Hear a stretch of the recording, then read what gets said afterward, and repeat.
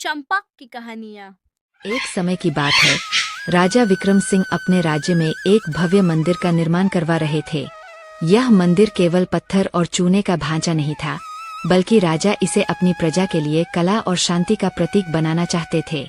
निर्माण कार्य पिछले 2 वर्षों से चल रहा था और राज्य के सबसे कुशल शिल्पकार और मजदूर वहां काम कर रहे थे। एक दिन राजा स्वयं काम की प्रगति देखने पहुंचे। दोपहर की चिलचिलाती धूप थी, चारों तरफ धूल उड़ रही थी और छेनी थौड़ी की आवाजें गूंज रही थीं। राजा ने देखा कि 3 मजदूर एक ही बड़े पत्थर को तराशने का काम कर रहे थे।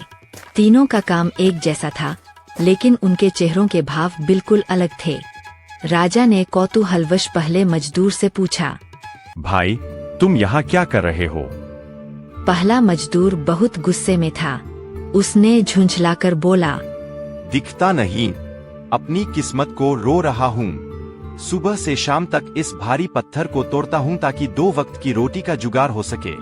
यह पत्थर तोड़ना मेरी सजा है, जो मुझे रोज काटनी पड़ती है।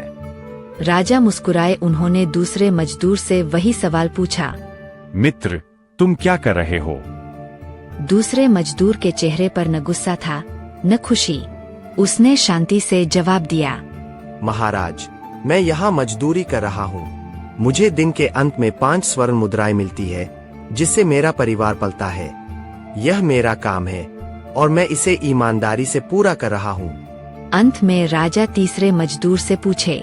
वह मजदूर पसीने से तरबतर था, लेकिन उसके चेहरे पर एक गजब की चमक थी।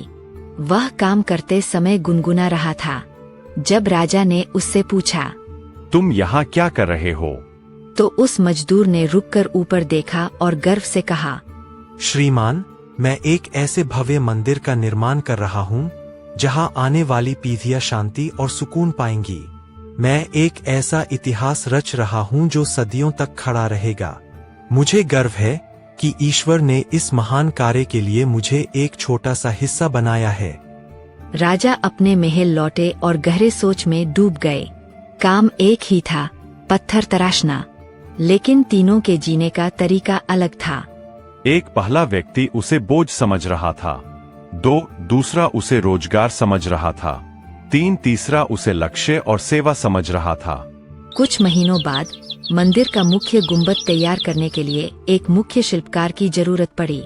राजा ने बिना किसी परीक्षा के उस तीसरे मजदूर को बुलाया और उसे पूरे प्रोजेक्ट का मार्गदर्शक बना दिया।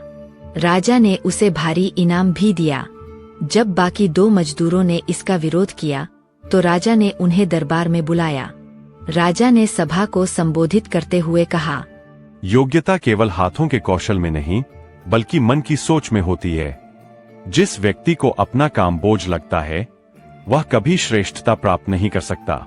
जो केवल धन के लिए काम करता है, वह उतना ही करेगा जितना उसे भुगतान किया जाएगा।